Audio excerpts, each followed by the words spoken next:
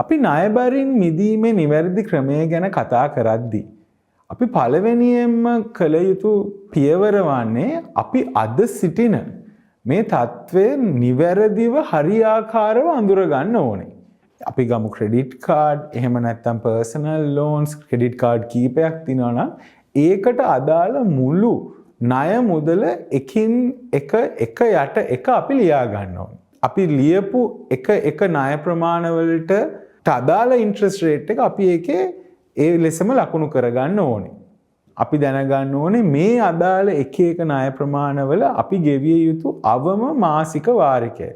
අපි මේ කියන විස්තර ටික ඔක්කොම එකතු කරගත්තම අපිට අවංක ලෙස අපිට අදහසක් ගන්න පුළුවන් අපට තිබෙන මුළු ණය ප්‍රමාණය ගැන.